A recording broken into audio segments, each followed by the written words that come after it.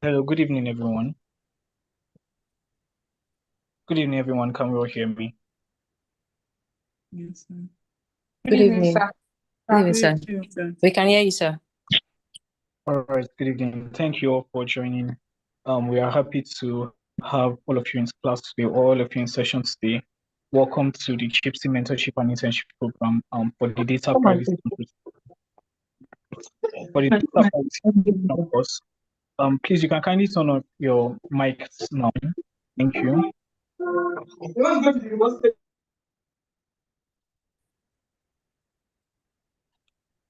All right. Please.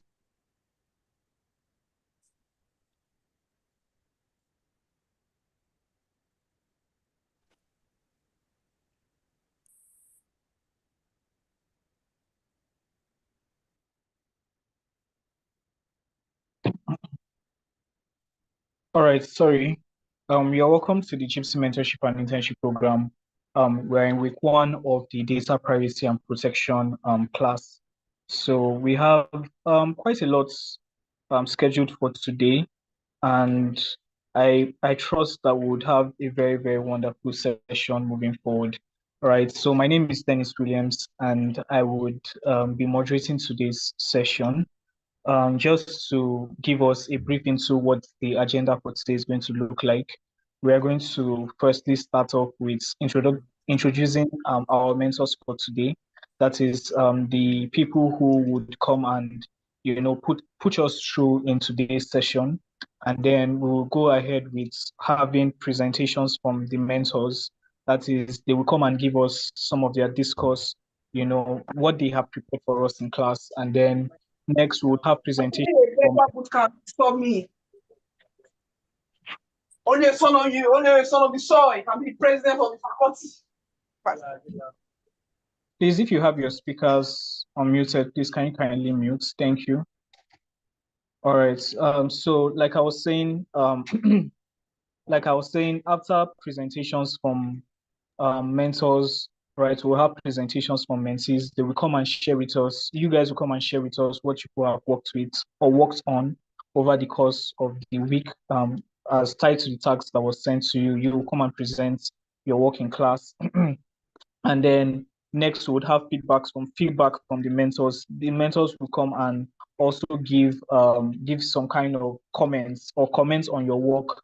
If there are lapses and if there are gaps, right, in your presentations, they will point them out and they will speak to your slides also. And then we'll move on to question and answers.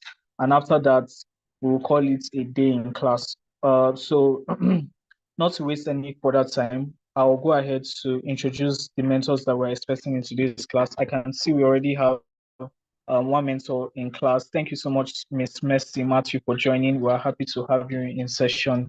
So Miss Mercy is going to be our first mentor for today. Mercy Matthew is an associate at Jackson, Etsy, and Edu, and a member of the firm data protection practice, where she actively supports clients in navigating the evolving data privacy and compliance landscape. She has hands-on experience conducting data protection, compliance, audits, and delivering capacity building training sessions for companies across diverse sectors. She has contributed to numerous data audit exercises and developed remediation frameworks for both local and multinational companies. Her work spans advising on compliance with the Nigerian Data Protection Act and general application and implementation directives, while she addresses obligations under other international data protection laws such as the GDPR, South African's POPIA, and then Kenyan Data Protection Act, etc. Mercy has advised global corporations on personal data breaches, guiding them through breach management, notifications, obligations, and regulation management. Beyond her core practice, Mercy has volunteered with a global tech and social impact company where she provides advisory on international regulatory compliance, managed copyright infringement claims, and guided privacy compliance and breach remediations in line with international best practices. As a trusted advisor to startups, creatives, and cooperatives, um, she combines she combines legal depth with commercial awareness, helping clients build resilience, data privacy, protection frameworks. Outside of work, Mercy enjoys music, watching investigative films, and exploring diverse international and local cuisines. Thank you so much, Ma, for joining. We are happy to have you in session. We look forward to getting to hear from your vast wealth of experience in today's class. And as we move forward, we will get back to you. So secondly, another mentor that we're expecting in today's session, he's not yet here, but we hope he's able to join us in the session, is Mr. Ridwan Badmos. Mr. Ridwan Badmos is a tech lawyer, multidisciplinary privacy professional, and CTO. His expertise expand across various specialized technology law domains encompassing artificial intelligence, blockchain, cloud computing, and other cutting-edge technologies. Being a certified information privacy technologist with the IAPP and an esteemed OneTrust Fellow of Privacy Technology, Ridwan is at the forefront of translating privacy regulations into functional application that handles user data, a significant void he diligently fills. Furthermore, his unique position in working across numerous complex projects bridges the gap between legal and technical teams, thereby harmonizing two distinct domains in this expansive technological landscape. Ridwan adults for the effective implementation of data of privacy and security best practices is evident in his active involvement in shaping industry standards set forth by eminent organizations such as the National Institute of Standards and Technology, the Cloud Security Alliance, and then the Center of Internet Security. So we look forward to getting to hear from Mr. Ridwan Badmos. Thirdly, we have Mr. Solomon Okedara. Mr. Solomon Okedara, I will not be reading all of his profile, it's quite lengthy, but I will try to cover a large part of it. Mr. Solomon Okedara is a barrister and solicitor of the Supreme Court of Nigeria. He is a practicing legal practitioner and researcher with over 14 years post-call experience and outstanding expertise in human rights and special bias for digital rights, including data protection and privacy, digital identity, online expression, intellectual property, e-commerce, tech, and corporate transactions, and artificial intelligence. Having an unusual knack for excellence and matchless client satisfaction, with a view to delivering maximal results, armed with a peerless ability to create in creative legal research and analysis, delivering impressive results in review of law, legal principles, and standards. Solomon is a partner at Solomon Okedara and Co., a firm of barristers and solicitors, and co-founder of Digital Rights Lawyers Initiative, a not-for-profit NGO that focuses on promoting and protection of digital rights. Solomon is a strategic litigation lawyer with a robust interest and proven expertise in freedom of expression and digital rights litigation. I will be stopping here. All right. The rest of the flyers of the mentees will be sent to your group, to the main group, so that you can have access to the mentor's profile, and then you can read up on them. Sorry.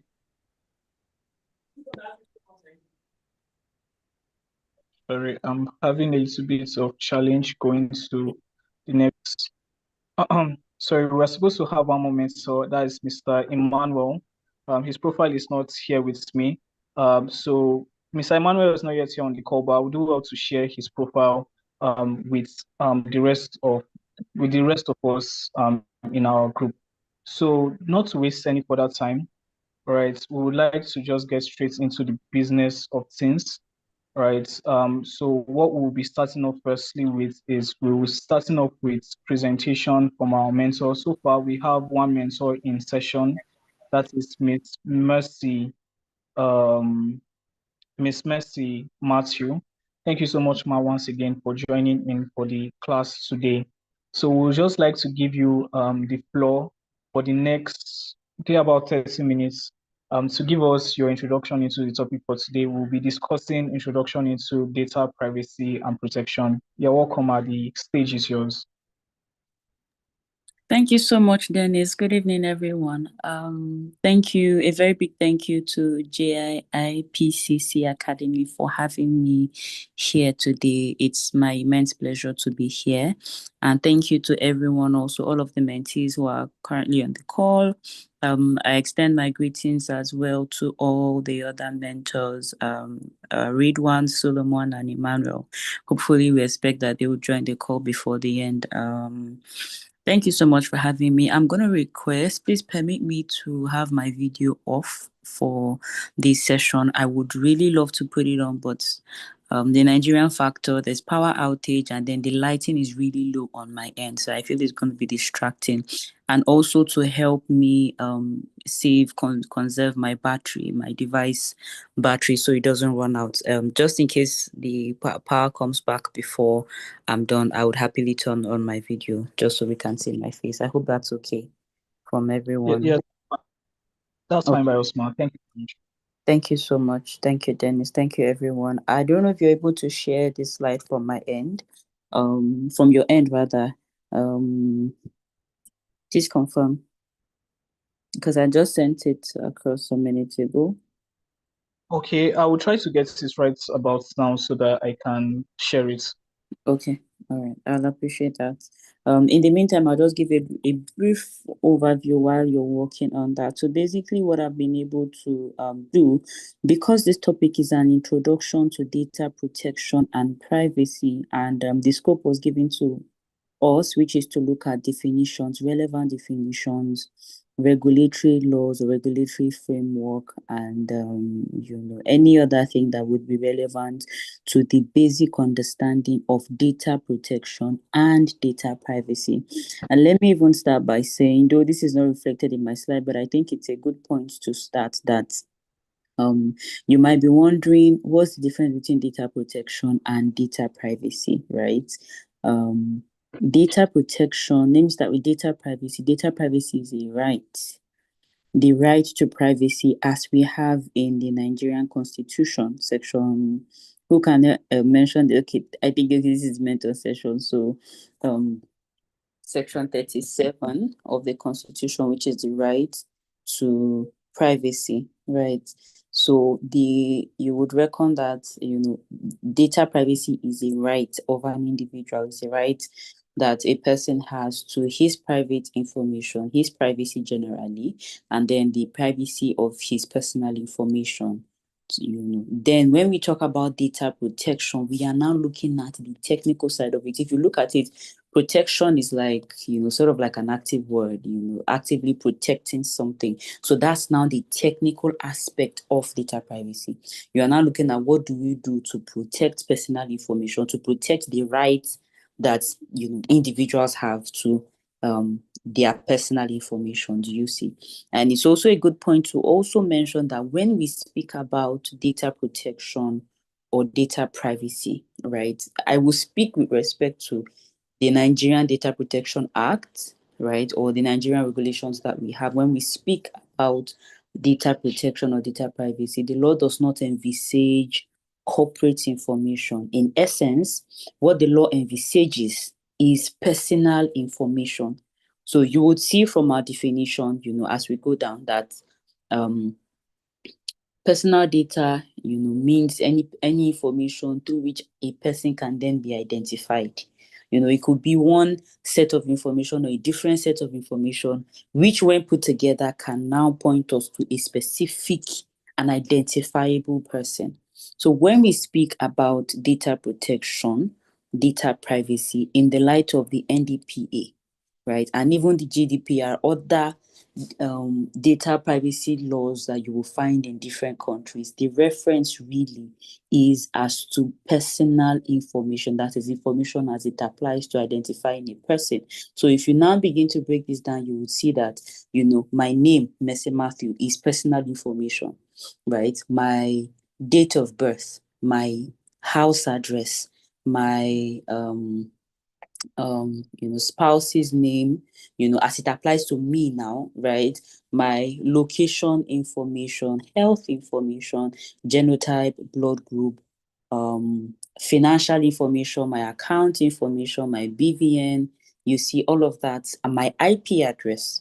By the time you collate this, all of this together, you are then able to identify a specific person. Of course, anybody can say, oh, there are several Messis in the world. But if you now say, okay, Messi that works in Jackson, Eti and Ledu, and is married and lives at so address, by the time you put this set of information together, you are then identifying a specific individual. As against just saying, oh, there are several Messis, or there are several Messi Matthews. If you go online, you will see different Messi Matthews, But by the time you then put together all of my information, you are then able to identify a specific individual. That's what we are referring to. So let's okay. I think this is a good place to start. So we're looking at definitions now. Personal data, that is any information relating to an individual who can be identified or is identifiable. Are we able to put it on slideshow? You can enable editing or something. Oh, great. Okay, but if that's not possible, it's fine. I'll just go ahead because I can see from my end. I hope everyone can see. Anyone can just confirm the mentees. Can you see clearly? Yes, ma. Okay, thank you. Yes, So I can. Yes, thank you so much. Personal data, as I mentioned, is any information relating to an individual. This is the definition per the NDPA, who can be identified or is identifiable directly or indirectly by reference to an identifier. So the identifier now are what we call data sets, the kind of personal information you collect, which is the name, phone number and identification number, ID number. The thing with ID number is by the time you put in an ID, for example, your NIN is just a number. But if anyone is trying to verify your information, once they put in that number into a system that is allowed to verify such a number, all of your information that the NIMC has on you is going to come up. So that ID is sort of like a code number, but it's assigned to you and it's tied to all other of your personal information that can be used to identify you. So location, date, an online identifier, your login information, your email address, or one or more factors specific to the physical, physiological, genetic, psychological, cultural, social, economic identity of that individual. In fact, if you even watch, I'm so sorry, one of my profile said, I love investigative movies. If you watch some of those movies, when they are profiling an individual, in fact, one of my favorites is Criminal Minds. If you watch those, movies like that, when they are profiling an individual, they don't have name yet, but they just know that, based on this person's activity, this person functions within this area. So it means he should be living around this area. Based on the descriptions that people have given, it then suggests that this person is within a particular age range. It suggests that the person is so sorry.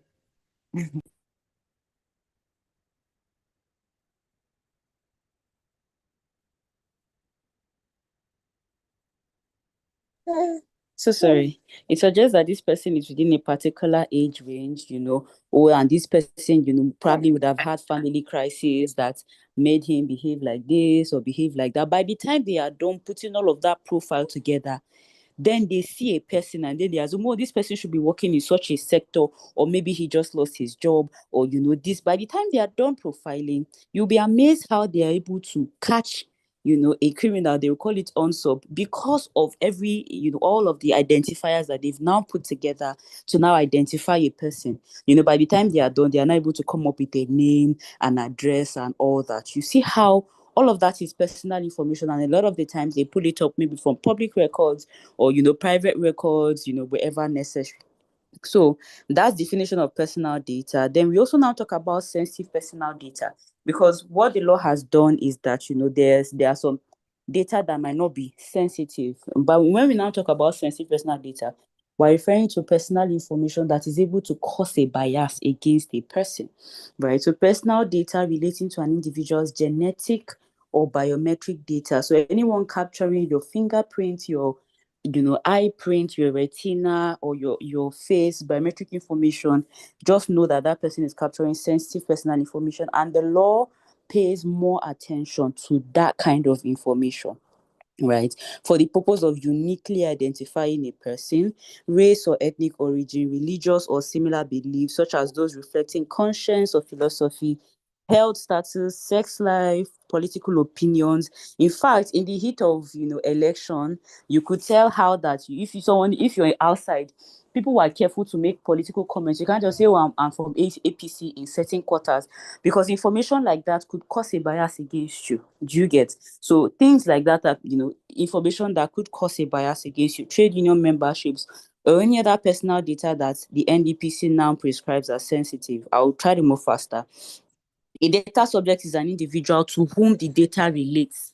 So if I am the one missing Matthew and it is my information that is being collected, then I am the data subject in that instance, right? So I walk into an office and they say, "Oh, put in your information, your name, your phone number, who you're looking for." I, in that instance, am the data subject. And what that means is that any data controller or processor has a responsibility to handle my personal information as the data subject in a prescribed manner, in the manner prescribed by the NDPA or the guide, as we shall see. Then processing is any operation, anything you do with respect to personal information. That is what we call personal data processing. So if you are collecting, if you are writing down, you are putting in a folder, whether physical folder or e-folder, you are putting it, updating it or uploading it to an online, to cloud. If you are storing, if you are deleting, whatever action that is taken on personal information is referred to as processing. So it is not restricted to certain kind of handling, no. Any operation or set of operations which is performed on personal data, whether or not by automated means, and you see all of the things that are included as personal or as processing, would be referred to as processing. So in that instance, in whatever instance, whether you're collecting, recording, you're organizing, you're transferring, whether from one department within an organization to another or from one company to another, all of that, usage will be referred to. If you're altering, you're modifying, you're updating, you can't say, "Oh, because I'm not storing, I'm not collecting, I'm just updating, it's not processing." No, all of that falls under data processing. Next slide. And then we have data controller. The data controller is the one who determines the purpose and the means of the personal information. So if I'm working in a company, my office or the company is the data controller. And then if in any instance they want to now engage another company or another organization to process personal information, to process my personal information on their behalf. Say, for example, they want to now, pay pension or fulfill that my tax obligations, or for example, open a HMO account on my behalf, which is very important, is for my own interest, right, as the data subject. They are then now engaging a data processor, what we refer to as a data processor. So what that processor is doing is now they are processing my personal information on behalf of the data controller, which is my company. Do you see? So I hope that is clear. So a data controller is the organization, whether individual or body, that determines the purpose and the means. So the company is the one saying, "Take this name, take this email, take this phone number, open a HMO account for this person," right? And then the HMO is then taking it and they are processing it on behalf of the data controller, who determines the purpose and the means of the data processing. Then consent is consent. As the name implies, it is an agreement, acquiescence to something being done, and there are certain qualifiers of what a consent should be. It must be freely given, it must be specific, it must be informed, it must be unambiguous. You see, all of these things have their own usefulness. So if it is freely given but is not informed, that is, you didn't force me to give my consent, but you didn't tell me that you are going to use my personal information for marketing purposes or for developing your product, then it means that in that instance, consent is freely given but is not informed, right? Then if you are asking for my consent, and you say to, give us consent to do everything and anything necessary to serve you or to fulfill our obligations to you. That's an ambiguous consent. It's really giving, but it's ambiguous in the sense that it is not clear, it is not specific. Do you see? So that's why I said all of these qualifiers have their own usefulness, whether in written form or oral consent, but by the provisions of the NDPA, it's best that consent is recorded. So if in case it is oral, you need to be able to prove that this person has given us oral consent or written consent to process their personal information. Then personal data breach is any compromise, a breach of security of a personal data or of a data controller or data processor leading to or likely to lead to the accidental, unauthorized, unlawful, compromise, disclosure of personal information to anybody who should not have access to it. Now, let me try and break it down. You handle physical files in your office, right? And you move the files to your car, and someone enters your car and it's just a random person who is not part of the organization and is just flipping through files. In the real sense of it, that is a data breach, because someone who does not have authorized access to that information has gotten access to it. I'm just trying to, of course, the conventional, they've hacked my phone, they've hacked this one, they've hacked my laptop, they've hacked our company website, they've gotten access to information. All of that also is included in personal data breach. But I'm trying to bring it home to little things that we may not even consider, as personal information. If someone who shouldn't have access to your laptop, whether personal or official, then makes access to it. In fact, I've seen different situations where because someone has access to your laptop, they just go to your email and start reading emails, personal emails. Do you see? In that instance, it's a database because you don't know what is in my email, Also, I could have personal information of other people in my email, and that's a compromise, on their end. So all of that, any unauthorized access or disclosure of information is personal, is what we refer to as personal data breach. Next slide, please. I'll try to move faster because I feel like the time has gone already. Okay. Yeah, next slide. So just a brief, I think I can just even quickly speak to this one. Just a quick look at the primary regulations.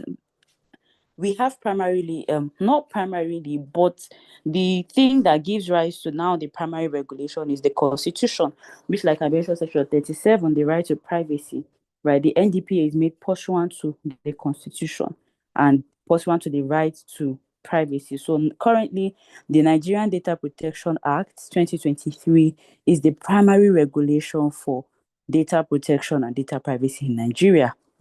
Now in March, the NDPC issued what is called the guidelines, the General Application and Implementation Directive.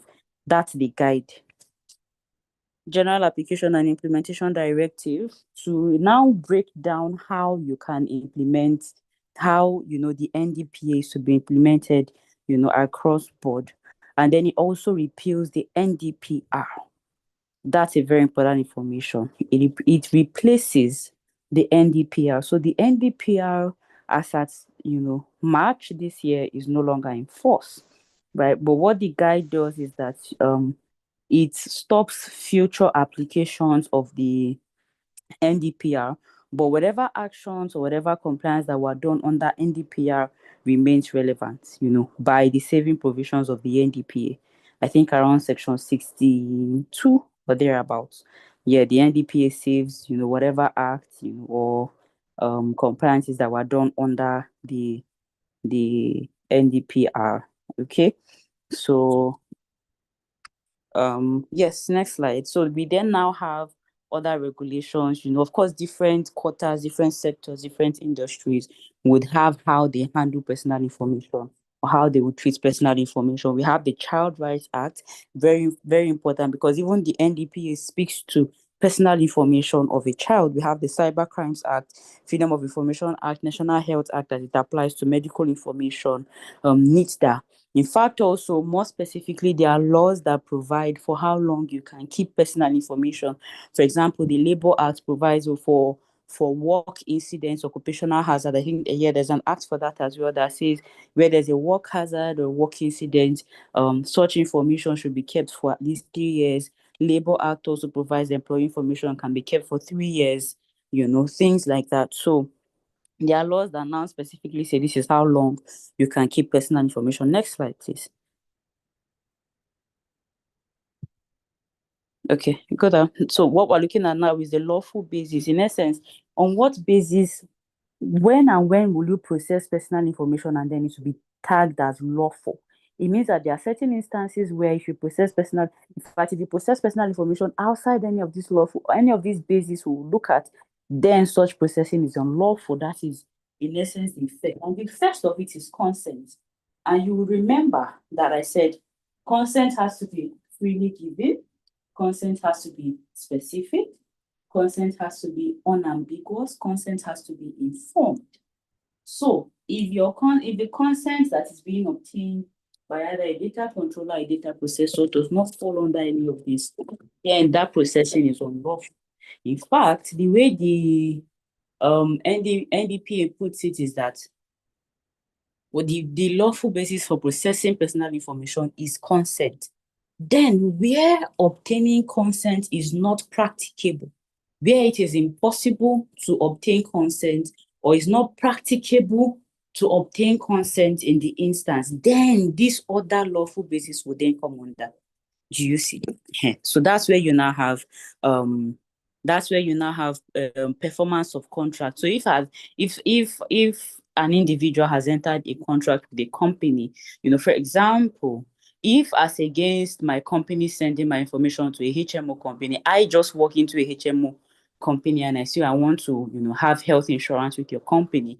I'm walking in there and then on the basis of a contract, so I'm trying to establish a contract with that company to say, oh, I do this, and on that basis, you provide these services for me. In that instance, you will see that there is a contract between I, myself, the data subject, and the HMO company. So for the purpose of performing the contracts that they have with me or that we have together, they have to collect my personal information. Because how do they want to open the HMO account for me if they don't have my name, if they don't have my phone number, if they don't have, all of the necessary information that is required to perform their contract for me? They need to have my house address. So in some instances, it helps them to determine which medical provider is closest to me. Do you see? So you can see how the performance of contract is vital. So in a bid to perform a contract, to perform the obligations under a contract, a data controller or processor would then be allowed, it is a lawful basis on which a data controller or processor can stand on to process personal information. The other is legal obligation. Legal obligation is where the law requires a thing to be done. For example, pension. So my company must then collect my information to then, give to a pension company to fulfill their legal obligations. The other of it is tax. They must then liaise with tax agencies, whether federal or state, for that purpose, as the law requires.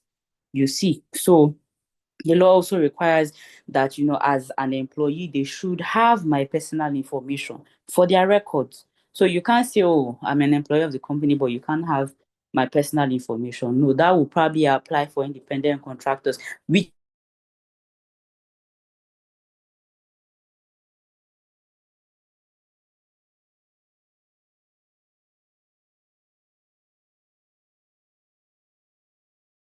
in a measure, they should still also have, personal information of representatives. So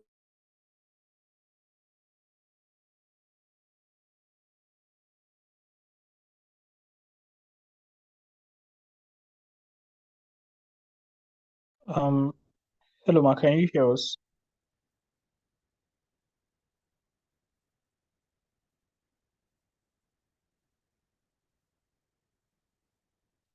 Can anyone hear me? I think Miss Mercy is having some challenge, or is it from my own end? No, sir. I think we lost her. Yeah, Oh, okay. All right. So we'll just kindly give her a few minutes. I'm sure she would get back to us when she can.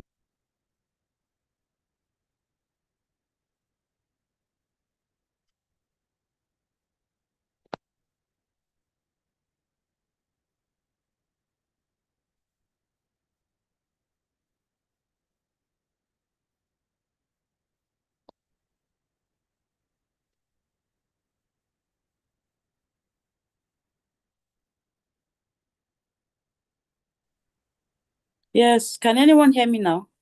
Let me see if I can hear anyone. Yeah, yes, ma'am, we can hear you now. Okay, so Network. sorry. Yes, Yes, ma'am, I can got hear a call. I got a call that intercepted my internet. So sorry about that. Okay, so I was speaking as to legal obligations. So yes, where the law requires that information must be collected, like where I mentioned the Labor Act, work occupational hazards or workmen compensation act. In those situations, the law requires for personal information like that to be collected, and so must be collected. Also looking at vital interest. Vital interest is where, for example, if a person faints within the organization, right, and they want to administer maybe first aid or emergency health treatment, they need to now know, okay, if they bring out the employee's file, they should be able to check what's their genotype, what's their blood group, if the person needs blood transfusion or the person needs, urgent medical emergency treatment. In that situation, a medical provider would be allowed, or the company would be allowed to handle their personal information for that purpose, for the vital interest of the individual. Also looking at legitimate interest, this will come in when we're talking about direct marketing. If I want to be able to market to someone who is already a customer, direct marketing have purposes. For the legitimate interest applies to the data controller or the processor. Then we now talk about public interest. Of course, if this person is a terrorist or something, we want to be able to provide their personal information when necessary, or generally for public interest, if someone has traveled around that COVID time, when people travel and come back, it's best to know, oh, this person has been to this place, some of those infected countries, this person has been to this place, is just coming back from this place, their flight itinerary. You also want to know who and who they were on flight with, all of those things for public interest. In that instance, your data it will be lawful basis to process your personal information. I think the next thing we're looking at is principles of personal information. That would just include accountability, purpose limitation. Purpose limitation, in essence, is saying don't collect the purpose for which you are processing personal information must be specific. Then we talk about data minimization. Don't collect more information than is necessary. For example, if you don't need my mother's maiden name for anything, then it shouldn't even be collected in the first place, because what that does is increasing the risk or the information that will then be exposed if there's a data breach or a compromise. Do you see? Okay, the slide is down. Also talking about data storage. Data shouldn't be stored for longer than necessary. You can't store personal information for forever or for all the purposes for which I need it. No, if the purpose of processing is specific, then you then know that it will not be a forever thing. So personal information should be kept for only, that's the next two slides, should be kept for only as long as is necessary. Then yes, thank you. Transparency and lawfulness. We've already established the lawful basis for processing personal data. Purpose limitation, I've spoken about that. Data minimization, storage limitation, yes, I've spoken about that as well. Then data security, it means that there must be technical measures and organizational measures in place to protect personal information. Then this is accuracy. Accuracy is also saying that if you're going to now collect personal data, minimization is saying don't collect more than necessary. Accuracy is saying if you're going to handle personal information, then it must be correct. You cannot be, my genotype cannot be what's this on an O positive, right? And then you are writing AB. Do you see? Because if it ever comes up that emergency treatment needs to be given and maybe blood transfusion, and on the basis of inaccurate information, there's now a risk or damage done to the life of a person. You can see how risky that is. So personal information down to name. For example, if you want to collect my email address that has a number within, and then you then say, you collect a wrong email address that doesn't have, generally if it's inaccurate, and then you are now sending my personal information to another person, by virtue of having collected wrong email address, or you're sending some documents or dispatch and dispatching it to a wrong physical address or a wrong phone number. You see, in that instance, you have, compromised my data because of the inaccuracy of the information that was collected. And so that's why the NDPA provides for there should be channels for updating or modifying personal information upon request of the data subject.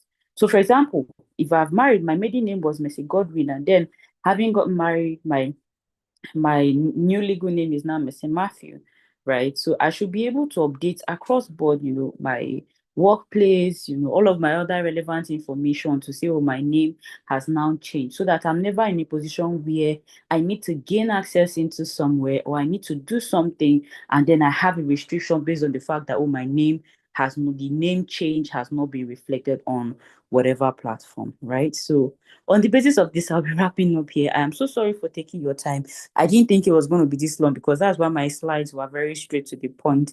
So sorry for having taken your time this much. I will then now hand over back to Dennis to take us to the next thing. Thank you so much, everyone. All right, thank you very much, Ma, for your very wonderful presentation. It was very detailed.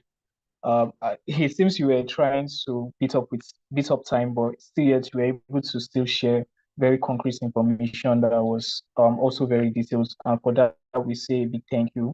Right, we are yet to have more mentors, our other mentors on the call. We hopefully before the end of the class, we may be having maybe one or two of them join in. We're trying to work through with that. But seeing the case that we still have Miss on the call, we'll just be continuing with the rest of what we have for now. So next, we'll be going into Mentee's presentation. Right, we'll be going into Mentee's presentations from both groups, based off of the work that was given to you. Right, you have 10 minutes each for your presentation. When we call you up, please try and share your slides also, and then you can just quickly start out your presentation. So group one, if your group presenter is ready, we are also ready for you. Please kindly do to share your slides with us while you make your presentation. Please, you can go ahead. Group one presenter, the floor is yours.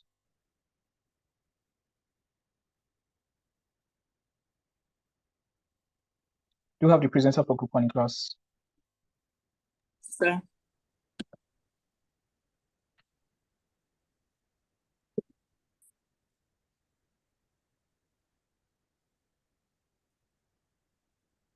Um, Good evening, sir. good evening. Good evening. We can hear and see you. Thanks to sit. Okay. Do you need any assistance sharing of your slides? Yes, someone needs to assist me. Kayum, I don't know if he's on the call. All right. Just give me a moment. I think I will try and do it on my end. I think I have access to it. Give me a few minutes. I will All get right, that. thank you. All right.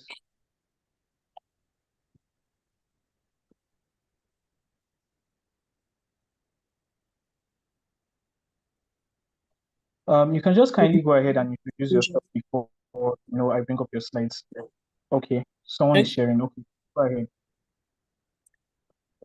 Good evening, everyone. I am Aisusa Obaze, and for the purpose of today's meeting, I am presenter for Group 1 presentation. The topic for discussion today is data protection and privacy. Before digging deep into the concept of data protection and privacy, it is imperative to give an overview of the concept of data and protection and privacy. Well, data protection and privacy in the world today is a global village, right? And most and every part or aspect of our lives now functions online. This becomes very important because our education, business, healthcare, and all of that now takes place online. The reality of this is that huge amounts of data is constantly being used, shared, and collected.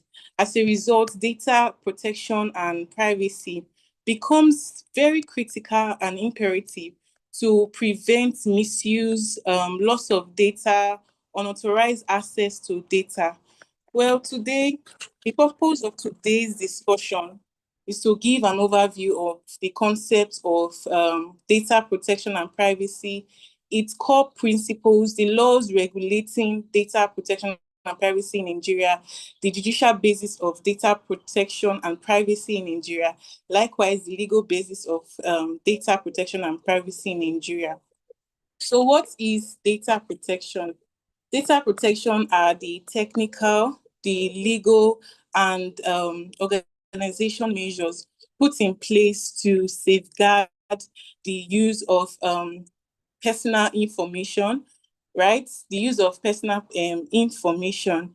And also, it is pertinent to state here that this protection or this safeguard is important to protect the encryption, the use of data, and access controls to keep this data safe. Then we'll move on to data privacy. What is data privacy?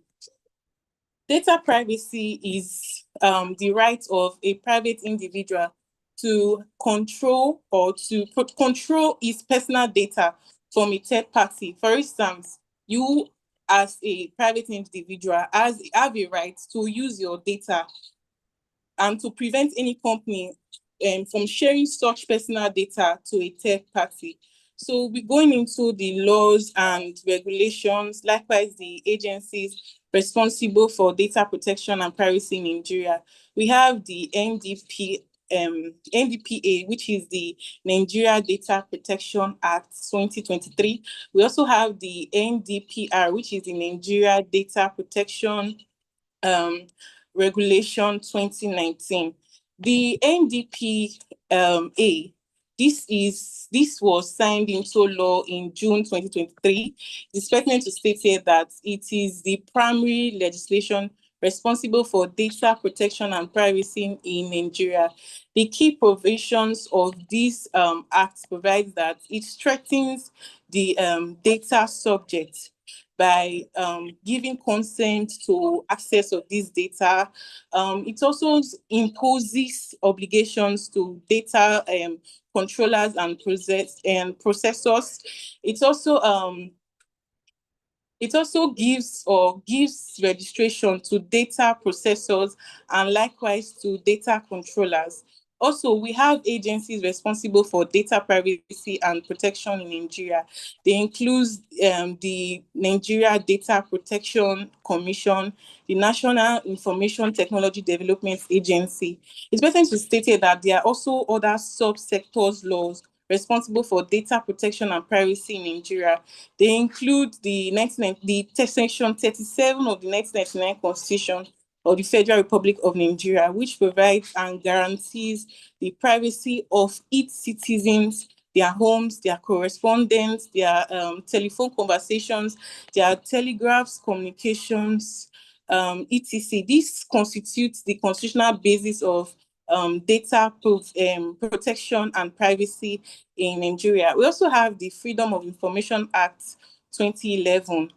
This act, it gives access to public records, but it restricts the disclosure of private data or private information. So with this act, your personal data are protected and ensured by this given act. We also have the Cybercrime Prevention Prohibition Act, which prohibits acts, impersonation, and what have you. We also have the NCC, that is the Nigeria Communication Commission's regulation. These are bodies responsible for your SIM card registration. So they protect your personal information by restricting access to any third party. So now we're looking at the legal basis of data privacy and protection in Nigeria. A very important case we'll be stating here is the case of Folashade Molein versus UBA Bank, that is United Bank for Africa, PSC. In this case, the court ruled in favor of Folashade Molein against UBA Bank. The fact of this case states that or goes that states that the UBA Bank, they used Miss Folashade Molerin's personal details, personal data to open a DOM account. That means a domiciliary account. A domiciliary account is a foreign currency account. They opened that account without the consent of Miss Folashade Molerin. So the consent of Ms. Folashade was not sought, although they may have had good intention in opening such accounts, but her consent was not sought before opening the account. So the court ruled in favor of Ms. Folashade because her personal data was infringed on, and UBA Bank was instructed and mandated by the court to pay 7.5 million naira in damages. So next, we'll be looking at the core principles of data privacy and protection in Nigeria. We have lawfulness, fairness, and transparency. The data, the personal information or the data must be opened, it must be legal, and it must be fair. Also, we have purpose limitation. The purpose in which these data are needed, it must be specific. Likewise, it must be legal. Oh, you cannot say you need my data for statement of account, and the next thing I am seeing my personal information. You are using my personal information for marketing. I'm using the banking sector as an example. You want my statement of account. That's the specific purpose in which you needed my statement of account for. So you cannot use it for another purpose. So that's one of the principles of data privacy and protection in Nigeria. Next, we have accuracy. The purpose in which these data are collected must be correct and kept up to date. We also have data minimization, right? And next, we'll be looking at key agencies responsible for data protection and privacy in Nigeria. They include the Nigeria Data Protection Commission. They also have the National Information Technology Development Agency. So we'll be looking at key terminologies that are important or pertinent in data protection and privacy in Nigeria. We have the data subject. The data subject is the individual or the person in which their personal information is being collected and protected, right? Then we have the data controller. The data controller is the person or organization who determines when and how the data is being collected. Then we have the data processor. The data processor is the person who collects the data on behalf of the data controller, right? We also have consent. Consent refers to the officially taking directions from the owner of the information or personal data, officially taking instructions from the owner of the personal data. For instance, someone or a bank cannot just go to your statement of account without your consent. You have to go to the bank. Oh, I need my statement of account first before they bring out that statement of account. They cannot take your statement of account without your consent. It's important to state here that there are legal bases in which your personal data can be taken, right? And these legal bases include legal obligation. So where it's necessary to fulfill a contract, performance of contracts, where it's necessary to fulfill a contract, your personal data or your data information can be processed. For example, you and I entered into a contract. You entered into a contract to get a bag of rice from me. So if I'm asking for your delivery details, that is your personal data, right? So for me to send out your order, I need your personal data. So to perform the contract, I need your data to perform the contract. So that's the legal basis where your personal data can be collected. So we have legal obligation. where your personal data is, or where processing is required to comply with a law, your your data needs to be collected. For example, one of CBN regulation is one for bank to open an account for you, they need your BVN, that is your bank verification number. This is in compliance with the CBN regulations. So by that, they are not infringing on your data privacy or your rights to data protection. So we have consent of the data subject. Remember that the data subject is the private individual or the person whose information is being used. So when you willingly, without coercion, agree to process your data, your consent has been taken, and that's the legal basis. For example, when you want to download an app, maybe in Play Store or in Apple Store, you see those options, and there's always an icon that, oh, I agree to this and this. When you click on that agree, you have given your consent to whatever terms and conditions that may apply. So these are some of the legal bases for in which for data privacy and protection in Nigeria. So when things like this are when you have entered into, maybe you have given your consent, you are entering into a legal obligation, or you are about to perform a contract with an individual, your right to personal or private to data privacy and protection is not infringed on. So that will be all for today.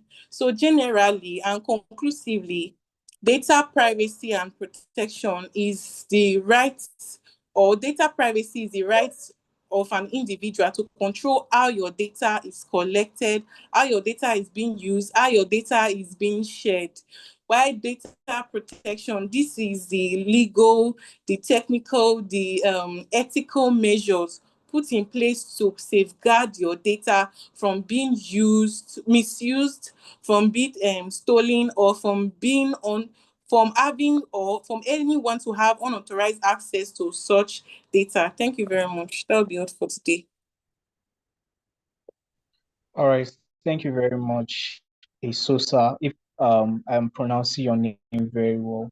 Thank you so much for I'm coming just a minute. Thank you very much for sharing with us your presentation. Well done to you and to your team members for putting it together. We really, really appreciate the efforts and the time it took to make that. So please, we'll be going to group two.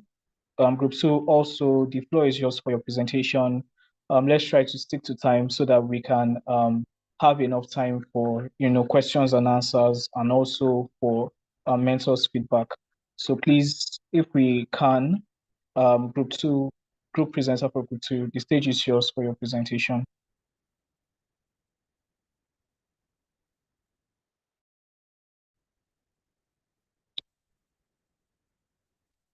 Okay, who is supposed to present for group two?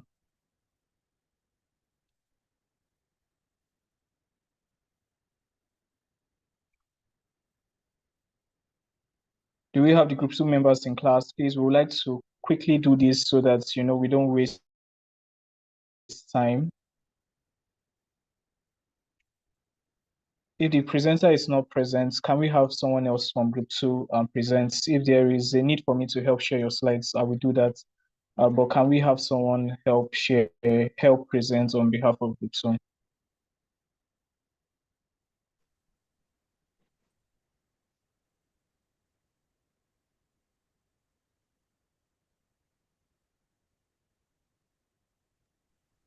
Hello, good evening, sir. All right, good evening. Yes, Sorry, good evening.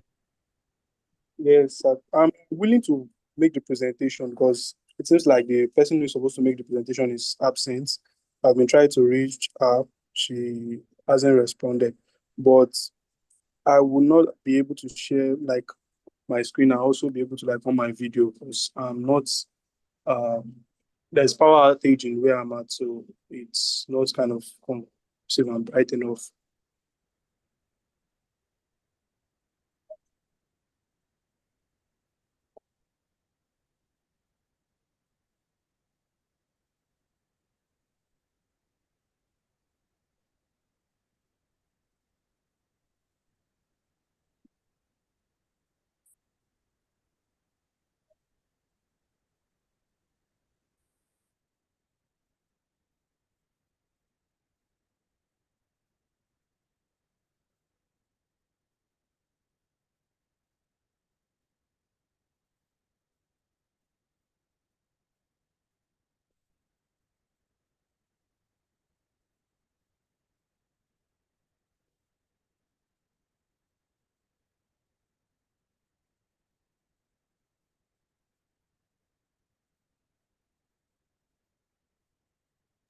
All right, you can go ahead and start. All right, yes, sir. Thank you very much. Okay, so my name is Iluyemi Joshua, and for the purpose of this presentation, I'll be representing Group 2. Okay, so the purpose of the presentation is just to introduce us to the core principles, the definition, and the basic principles on data protection and privacy. So diving into the content of our presentation, this presentation is meant to examine the introduction to data protection and privacy, definition, key concepts, principles, and also we'll be examining key frameworks and concluding as well. Next slide.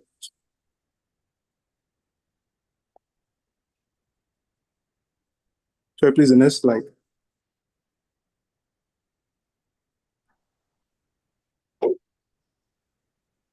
All right, sorry, it seems like it's hanging from my end because I changed the slides. Oh, okay.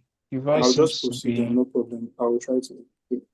Okay, so then the law of data protection and privacy generally is very vital, and we can actually see that from the enactment of the Nigeria Data Protection Act in 2023, which actually it gives more of recognition to data protection generally. And it's just like a pointer to the fact that, yes, our data is meant to be protected, our data is not meant to be breached. Okay, so the purpose of this law is, or purpose of this section of the law is to protect intrusion of our data, interpretation of image or publication of facts that are not meant to be published. Okay, so our presentation, tries to give the meaning of data. Data itself generally is any basic information that we have. In your one, your two, your A, your B are your data. So, and every little, every little step that needs to be taken to protect it must be taken. So what is data protection generally? Data protection refers to legal measures taken to safeguard data from unauthorized destruction, loss, or alteration. So our first mentor, Mr. Messi Matthew, actually tried to give us a main distinction between privacy and and data protection. Privacy is the sense that yes, it is the right, and protection is the means and measures taken to protect this data. Not to waste much time, we'll move to the key concepts in data protection and privacy. Okay, so the key concepts include the personal data. One, personal data includes our information here, biometric data, phone number, your email, your account number, BVN, and all of that. Data subject itself is the individual whose data is being collected or processed. So anybody whose data is being collected, if my data is being collected, if my BVN is being collected, NIN, or whatever information, I am the data subject. The data controller is any organization that decides on how and why personal data will be used, can be referred to as a data controller. For example, a bank who is in possession of your bank details, an hospital who is in charge of your medical records, stuff like that, and even maybe a law firm in charge of your case, with sensitive information and all of that. They can be read as data controllers. And who is a data processor? Maybe a third party that processes data on behalf of the controller. For example, now a cloud storage company that stores customers' data on behalf of an hospital of a hospital. So processing an action, any action that is taken with personal data, especially from collecting to storing or anything, sharing, deleting, using, it's all means of processing data. And consent, and generally, as been explained earlier, consent is key, when you are using the data of any person. So any data controller, anybody that is using data must, seek the consent of the data subject. So consent is very vital. So what's data breach? Data breach is when a personal data is exposed, stolen, or accessed by unauthorized persons. So it might be, by means of a mistake, sorry that the data is, being passed to another person who is not supposed to access it. So it can amount to a data breach. So what are the core principles of data protection and privacy? So the Nigeria Data Protection Act generally has provided for some key principles that governs data protection and privacy. And I feel like the purpose of this principle is to create a standard so that, we can actually know when data has been breached and, when we can see that that has not been breached. So what are these core principles? One is the lawfulness, fairness, and transparency. The data must be collected and processed lawfully without any maybe form of deceit or any form of fraud or fraudulent intention to do any other thing. So purpose limitation to personal data should be collected for clear, specific, and legitimate purposes and not to be used for any other reason that was not disclosed to the person that owns the data. This is the data subject. So data minimization, the third one. That is only the data necessary for the intended purpose should be collected. As our first mentor made mention of, when you are one is collecting your data and is including maybe your maiden name or your mother's name, the information that are irrelevant to the purpose of which it is needed for. So such data should not, that is, there should be limits to the data that should be collected. The fourth one is accuracy. Data must be accurate and kept up to date. So data that is inaccurate can amount to the fact that yes, data is not protected or your data has been breached. So inaccuracy in data would give rise to an action under the law of data protection and privacy. Storage limitation. Personal data should not be retained longer than necessary. So if a data is to be used for maybe 6 months, then it should not exceed that 6 months. If it's used for just a week, it should not exceed that week. So any data that is used or that is being processed out of the time frame or out of the limitation that it has been accurate to it, then such data can be said to have been breached. Then integrity and confidentiality. That is, adequate security measures must be put in place to prevent unauthorized access, disclosure, or loss of personal data. This can be through technical safeguards like encryption and organizational safeguards like staff training. So, for example, a BVN or your BVN, your NIN, maybe in your bank has a duty to, make sure that those informations are confidential and not that you start having maybe scammers calling you, telling you your BVN and say, okay, this, that, and all of that. So it raises this kind of question as to the integrity of data controller. The seventh one is accountability. Data controller must not only comply with data protection rules, but also be able to demonstrate compliance. Yeah, compliance is very necessary. And not just that they will just be, just following what the act is saying, but they must comply with it. So we're able to list some international frameworks on principles. Just the fact that, yes, data protection and privacy is recognized globally, and it's not just a Nigerian thing. So you can see the General Data Protection Regulation, the Brazilian General Data Protection Law, Digital Personal Data Protection Act of India 2023, and China's Personal Information Protection Law. So generally, I would just give an overview as a conclusion. Data protection, privacy law is a recognized aspect of law, so that the law protects or recognizes the data and information of every person. And the law feels that, yes, your data should be protected and should not be used without your consent. So data protection and privacy, as it stands now, it's a core area of law that should be given due consideration. Thank you very much.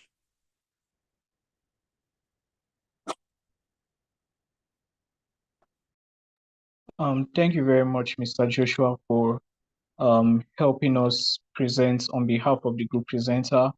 The group presenter said she was having network issues, so thank you for stepping in to do that on behalf of your group. And well done to your team for putting together your presentation. So we'll be moving forward. So we want to hand over back to Miss Mercy, all right, for her thoughts about the presentation and maybe any other concepts you would like to address within the time frame. So maybe for like the next 15 to 20 minutes, you can go ahead to maybe give your comments on their presentation, maybe areas where you felt or you feel like their presentation is lacking, so that they can take kind correction to it. Yeah, welcome back, man. Thank you very much, Dennis. Yes, thank you so much for having me back. And a big thank you to both of the presenters, Esosa, and I'm so sorry I didn't get the name of the second presenter. Joshua, man. Joshua, yes, Iliyemi Joshua, very nice one. Thank you both. First of all, when I looked at your slides, I was very impressed that the level of research that had gone into, that preparing your slides, and addressing the points in, which were raised, or the points which you all addressed. I would say that for, the basics of data protection, data privacy, I'm happy that you guys have a good grasp, of those ideas, of the regulatory frameworks. I could see that you also reflected, the regulatory authorities. I would say generally it's a good one. I'm very impressed, very happy at the level of dexterity and the work that went into preparing your slides. And even for the second presenter having to step in, and do the presentation, it means that really, you are part of the work. Even though you hadn't prepared for the presentation, you are part of the work that went into getting those slides ready. If not, I'm sure you wouldn't have been able to speak to, this as much as you did. So it's a good one from all of you. Well done. I only wanted to point out, just as I mentioned during my presentation, I think one of the slides had featured the NDPR. It's good to note, and I will note that again, that the NDPR has now been replaced by what we call the General Application and Implementation Directive. That was just released this year, 20th of March, 2025. And, that law has now, other requirements. It breaks down everything, so to say, how data controllers, data processors should now apply the NDPA in practical terms. Do you see? So it envisages a lot of things, but we might not be going into a lot of them because this is basically an introduction to data protection and privacy, which, if you ask me, I would say that we have grasped the basics. Very important. So I wanted to mention that.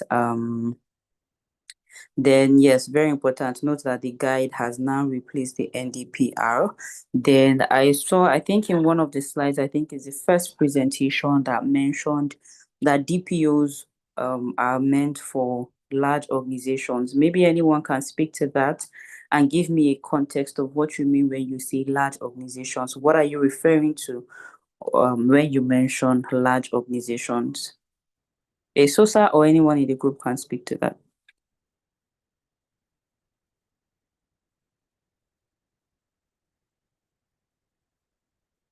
Under your key terms of data protection and privacy, there's a definition for DPO. So you can let me what's your understanding of who a DPO is, and when you say a mandatory role, I think this is in large organizations, but I know I saw large organizations somewhere with respect to DPO, or there's a requirement that was meant to, something in the document referred to large organizations. I wanted to get your context of a large organization in that sense.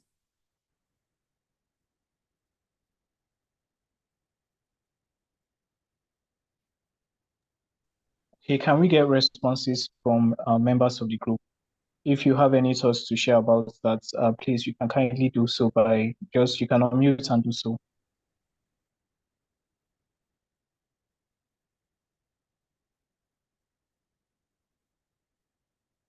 Okay, yes, that's under NDPR, when they were addressing NDPR, where it says requires DPOs in large organizations.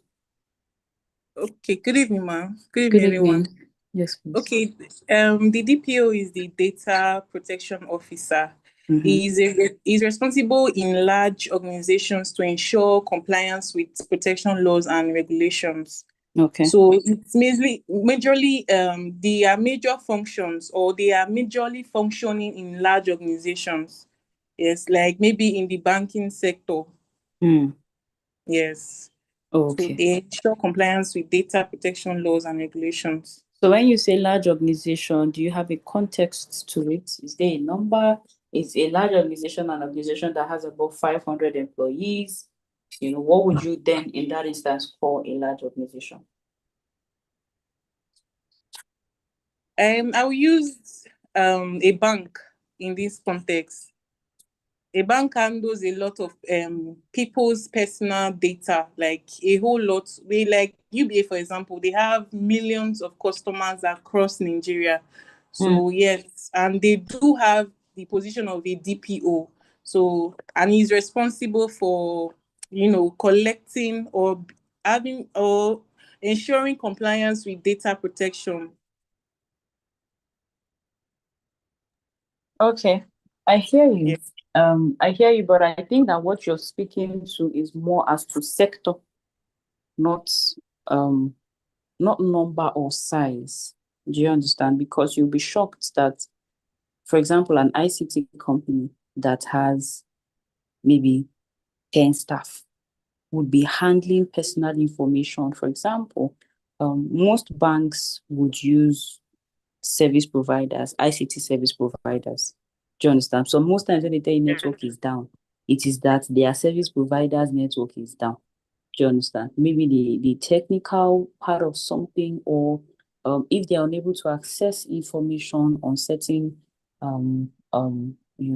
don't want to say just cloud storage or something, but somehow if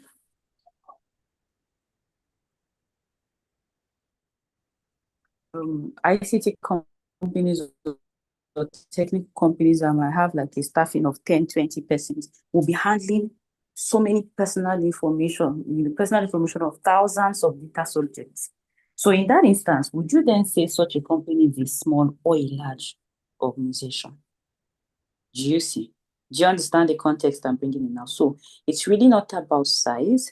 Yes, in some instances, for example, in your presentation, which I'm very happy to see that you made reference, or you defined a data controller or processor of major importance. That the guidance notice that was released with respect to that requirement for registration of data controllers and processors of major importance now designates people in companies or data controllers in certain sectors, to now fall under that category, requiring them to register. So in that instance, we now have ICT, health providers, telecommunications. Commercial banks are under that requirement. Do you get? And then not just people, that one is even just for categorization under ultra high. Do you get? Because we have primary schools, people providing health services, primary health care, tertiary, secondary health care. You would then have smaller organizations that all of them are still data processors. So data controllers and processors in their own capacity. Do you understand? So the requirement for having a DPO is not just for large companies. In fact, I don't recall that either the NDPA or guide now designates that requirement to large companies. At best, maybe it might require that for those of major importance. But in essence, it's saying data controllers and processors generally should have a DPO, which is a data protection officer. So, like you rightly said, a data protection officer is an internal compliance officer. So, within an organization, he is the one ensuring that the company abides by the requirements of the NDPA and now the guide, or any other requirements. Now, if that company falls within a sector, do you get, for example, medical, what the law then provides that they should do with respect to handling personal data or medical personal information, he will then ensure that so long as whatever laws apply, the company is in compliance. Do you see? So that's the function of the DPO. The DPO is also acting as the liaising person between the company and the NDPC, which is the Nigerian Data Protection Commission. So if the Data Protection Commission is looking for who to reach out to within the company, their first point of call is the DPO. So in practicality, when you are registering a company with the NDPC, or when you're registering a data controller with the NDPC, the DPO's details is part of what is required, so that if there's any issue, they are immediately reaching out to the data protection officer. Do you understand? So those are the roles of a data protection officer. Now, when we also now talk about the data protection compliance organization, those are now external organizations that help data controllers or processors to carry out now certain, I don't want to say restricted, but certain kind of compliance requirements required under the NDPA, but that cannot be fulfilled by the DPO or by the company in itself. So a DPCO, which is Data Protection Compliance Organization, is the one that now does their audits, data protection compliance audits for the company, because the company cannot audit itself. So we need to get someone external that will come and audit their data protection operations or activities to see if it's really in compliance with the Act. If it is not, help them come into compliance with the Act. Do you understand? You do that Yes, sir. audit, you file for them, conduct data protection trainings, generally ensure that this company is compliant. That's what now a DPCO does. Do you see? So DPCO also helps, of course, now, for example, registration.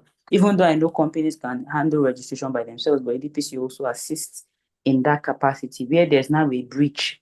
DPCO will help maybe the company notify. The company can do some things directly, but some things are also restricted for a DPCO to step in to assist a data controller or a processor to handle.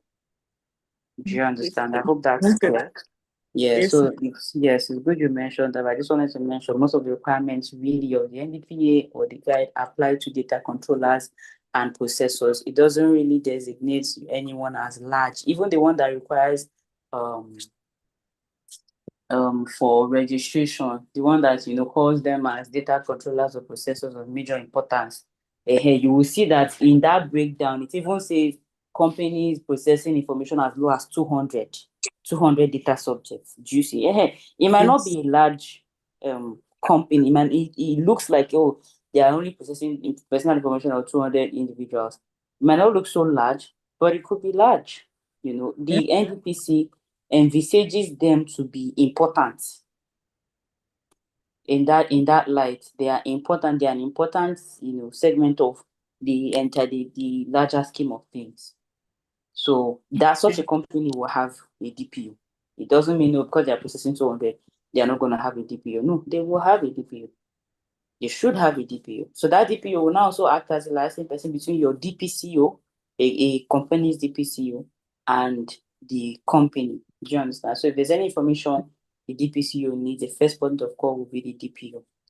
Again, like I mentioned, there are a lot of things, and I loved the examples. I'm speaking as to the first and second presentation. I love the examples that you referenced, the slides. This thing about data accuracy is so critical. There was a case recently, a guy who had left CAC. After 2 years after he left, they were still writing him, informing him of promotion. And they had now referred to him in a position that is higher than the position he was as at the time he left. So it means that his promotion had been effected before he had even left, but he wasn't notified of it. And then the fact that the agency did not take into cognizance that this person is no longer a member of the agency, is no longer an employee of the agency. That was a very critical thing for him. Like, why have you not reflected that I've left over 2 years? I'm still getting notification or a letter from the agency to say your promotion, blah, blah, blah, blah, blah. So he was suing on two ends, majorly on the fact that, the agency's records are not accurate because he didn't have his current position at the time, or it means that whatever position that was given to him had not been reflected, and so he had the right to claim arrears. And then the fact that, it had not been, his file had not been moved to the file of those who are no longer with the agency. Very critical. In fact, another case that happened recently, I can't remember if it was just this year or last year. Someone has signed up on, one of these food delivery apps.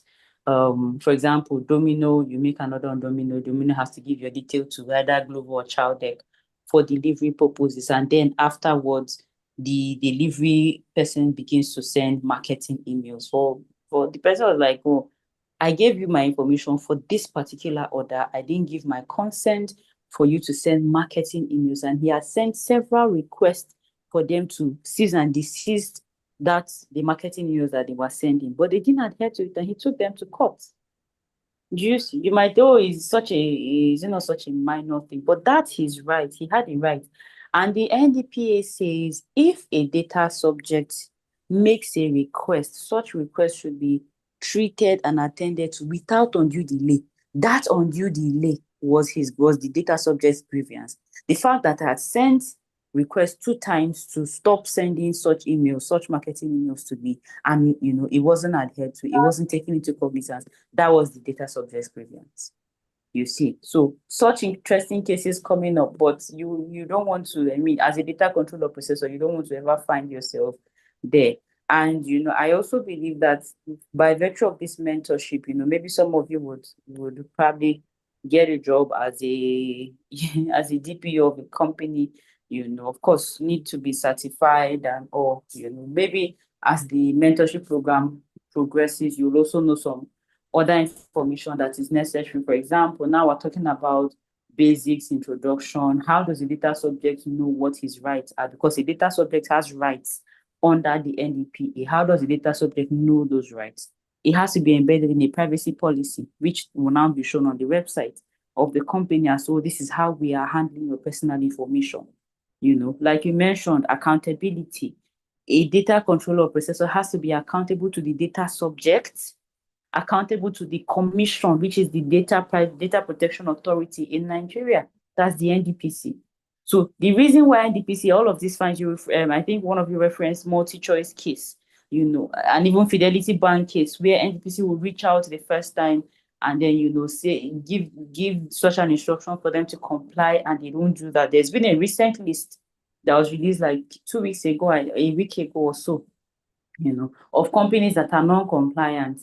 In that instance, companies are now, required to comply. The NDPC would reach out to ask you to, make take such and such compliance steps, and controllers should be able to adhere to that.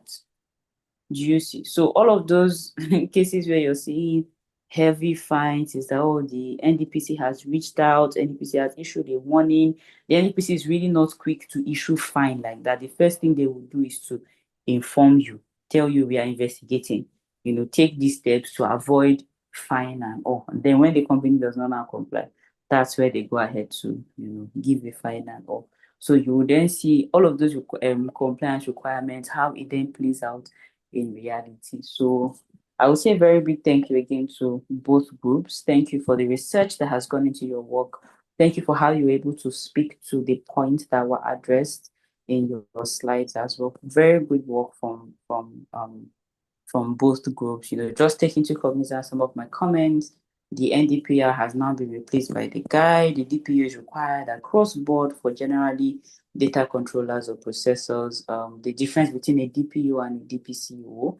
I trust that other things will get clear. You will have a good time as you run through the course of the program.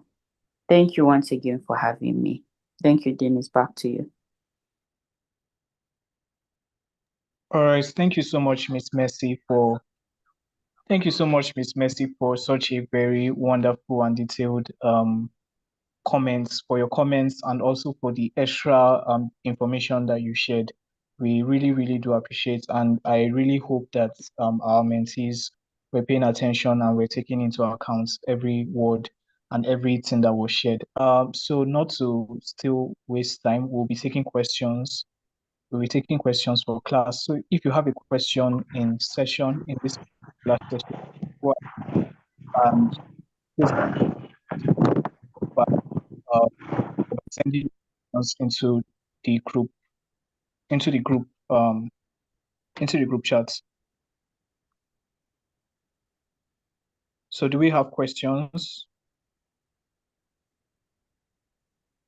Okay, I'm coming. So I can see some notifications on the group. All right, do we have questions?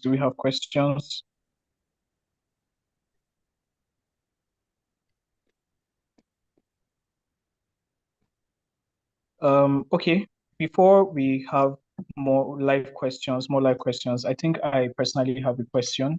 And my question is, in the instance of, let's say, an investigation, maybe an investigation that is being done by, let's say, the EFCC, what law, or what under the NDPA, what law does the government use to have access to maybe personal data from maybe a data controller without the consent? Is there a way the government or that organization overrides personal consents before having access to personal information within that site? Thank you, Dennis, for that question. Yes, that will come under public interest for the purposes of investigating a crime legal actions, you want to be able to enforce a legal claim. Those are certain instances where, they would then override, not exactly override, but, where consent, like I mentioned, where consent is not practicable, in that instance, it might not be practicable to get consent. Or if the data subject knows about it, they might now go ahead to request that the data is deleted or something. In those situations, if there's an investigation or a legal matter, those are instances where a data controller can now share personal information with such public agencies, or refuse to. I'm using the word refuse to very lightly because that's not the way to see it. Can maybe decline a data subject request to delete their information. So if they know that there's an ongoing matter, there's a pending case on this particular issue or this data subject involving money, involving, funds that has moved in a certain way, they can refuse to, close your account or delete your personal record, your records, statement of accounts, for dependency of that legal claim, that legal action or investigation. So that's where it comes under. But it needs to be clear. But what the law says is if it is practicable to obtain consent, then by all means do. But if where it's not now practicable, that's where this other interests or this other lawful basis would then come under. So I hope this answers your question, Dennis. Yes, it does. Thank you very much, Ma. Thank you. All right, I can see Lawal Ola Yinka. You're raising your hand. Please, you can go ahead and ask your question.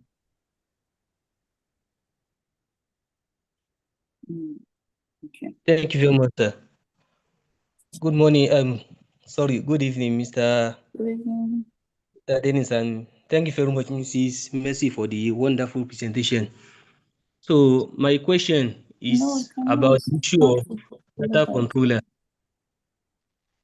So I want to get clarification as to who the data controller is according to the Act. Is it an individual, or does it apply to an individual as it applies to company or organization, or data controller under the Act is only about company? And who can be data subject also? Does it only extend to company whose information is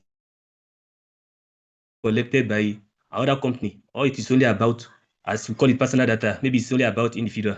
So I will be glad for clarification regarding this. Thank you very much.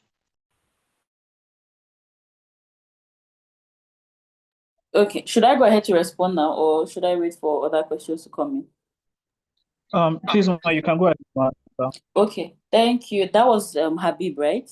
Lawal Habib. Yes, ma'am. Okay. Which is the first name, sorry? Habib. Okay, great, Habib. Thank you for your question. So under the NDPA, a data controller can be an individual, it can be a company, it can be a body, whether corporate, or yes, corporate organizations or a body, an entity. So it can be both ways when it comes to data controller or processor. So in essence, me as an individual, for example, if I'm organizing an event, an online event, and I've sent a link and 1,000 people have registered, you see that's a significant amount of personal information I have in my repository, in my database. So an individual can be a data controller or a data processor. Most of the times, all of these contracts you have, for example, I mentioned ICT service providers, some of them are freelancers. People who don't have necessarily a company, but they are doing the work. They are not a corporate body. But in that instance, they are a data controller and they will be required to comply with the requirements of the NDPA. Do you understand? So long as they are processing data significantly, it will apply to them. Except now, the NDPA now has certain exceptions. I think in Section 2 or Section 3, I would ask you to go and read it. And probably by the next class, if I will be the mentor taking that, then we can discuss that as well. Go and read the exceptions to where the NDPA will not apply. If a person is not now processing personal information, maybe for commercial purposes or something, there are certain exceptions where an individual, a person would then now not be referred to as a data controller or processor, or what the law even says, you're still a data controller, but you may now be exempted from the provisions of the NDPA. That's the way the law sees it. So when it comes to data controller processor, I'm summarizing that point for clarity. An individual or a corporate body can be data controller and processor. However, a data subject refers to a person only. It doesn't envisage corporate information. What that means is, if it means that for personal identifiers that identifies me as an individual, that would be personal information. So data subject is restricted to a person, as against me having the name of a company or an entity or a body. All of that is referred to as business information. Some people will have that as confidential information. If you read an NDA, they largely define all of that under confidential information, but it is not personal information. Personal information now means if you have gone beyond the company, right? If you have gone beyond the name or the corporate information of the company to now identify an individual within the company. For example, if you're looking for the director of the company or even the gate man, you have the name of the gate man, his address, his, name of his children. He is now a data subject, even though within a company. So in that instance, it will not be, corporate information.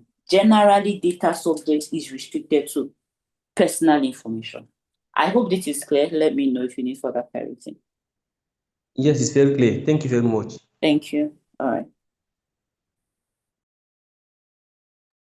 All right. Thank you very much, Mark, for helping us answer that question. And thank you, Habib, for also asking that question. All right. I see someone else's hands up. Akani Yene. Sorry for my pronunciation of your name. Please, can you go ahead and ask your question?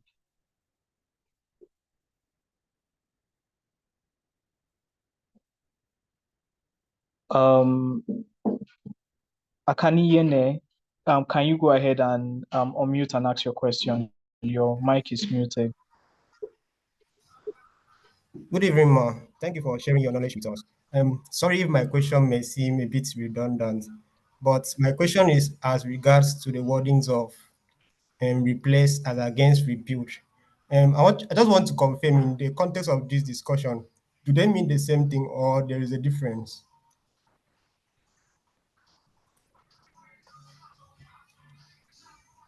Let me start by asking you, what's the definition? What's the effect of repeal?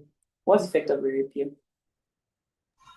Okay, from my What's the understanding, definition generally? Yes, you can look up on when a law, Google. Yes, you can give us dictionary definition. oh, okay.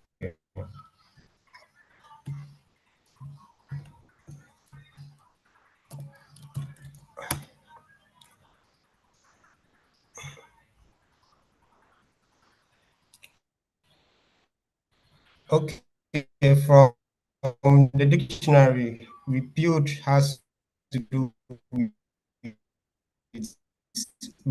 revoked. Sorry, your line is breaking. I don't know if it's just Or it from is my annulled. end. Hello? Okay, I said the dictionary meaning of repealed is as used for a law is that it is revoked or annulled. It is no longer in force. Okay. All right. Thank you. I would say within the context of this conversation, really is the same thing. I was only careful not to.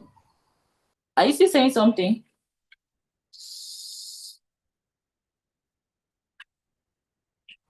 I don't know if it's my network or Akanyene's network, but I didn't get the last part of what you said. Okay, maybe you'll go again.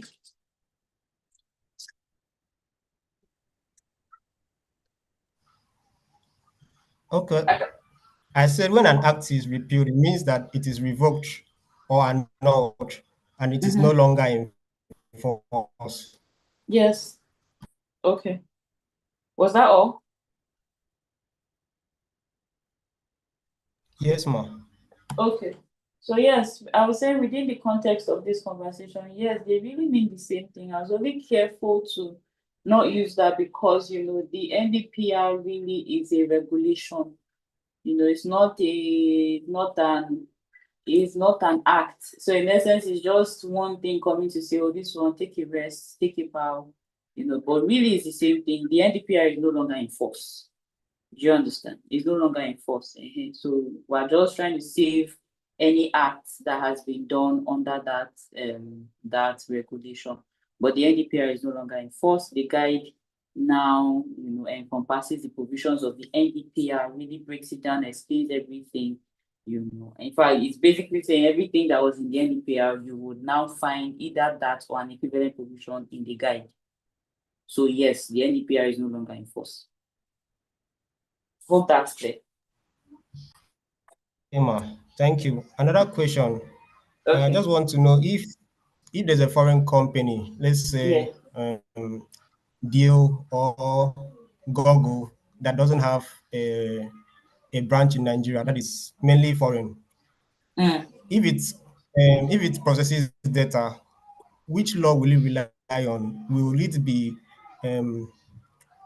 enforceable under the NDPA, or it will be primarily the GDPR or any other foreign legislation? Okay.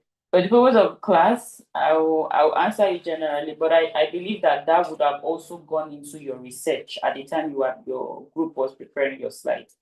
So when we talk about applicability of the NDPA applies to companies operating resident or domicile in Nigeria, applies to processing of personal information of Nigerian citizens, and applies to company data controllers or processors who, though they are not domiciled, operating or resident in Nigeria, are processing personal information of Nigerians.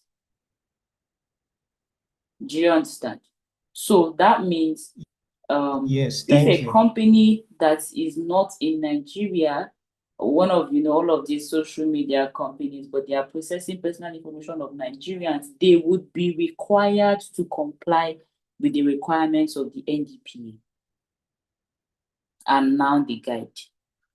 Do you understand? The same way that if a Nigerian company really is processing personal information of a European citizen, they'll be required to comply with the requirements of the GDPR or the relevant law in that country.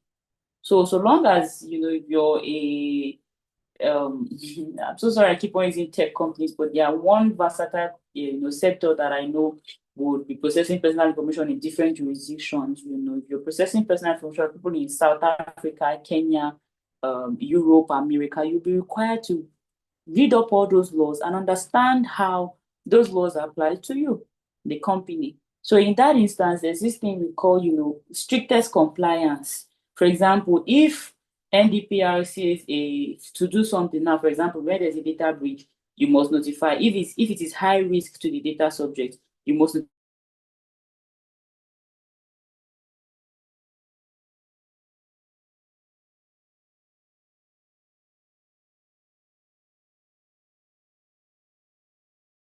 notify the NPC within 72.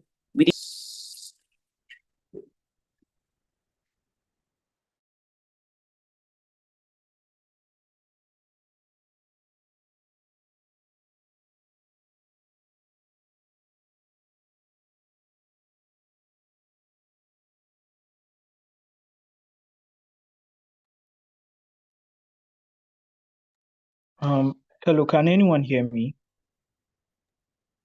Yes, I can. Yes, I can Okay, hear I you. thought Yes, I can hear you. I thought it was an issue from my end. It seems like it's her network. I'm sure she'll be rejoining us soon. Let's kindly hang in a bit. Thank you. Sorry, please let me know if you can hear me.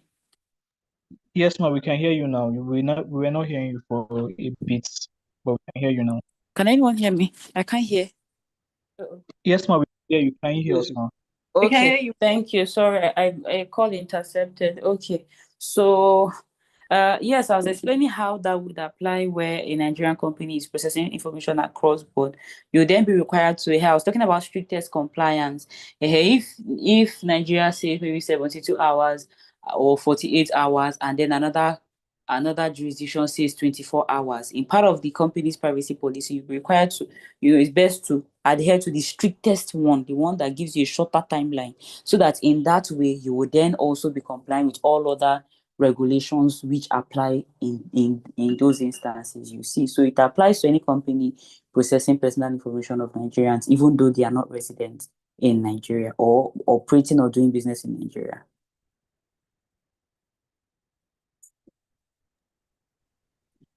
I hope this clarifies. All right. Okay. Sorry, ma. Yes, please. Okay, thank you very much. So just in furtherance to the question you just answered now, I want you to just kind of give us a kind of clarification regarding what will happen if there is a breach regarding the company outside Nigeria that is processing Nigeria's data.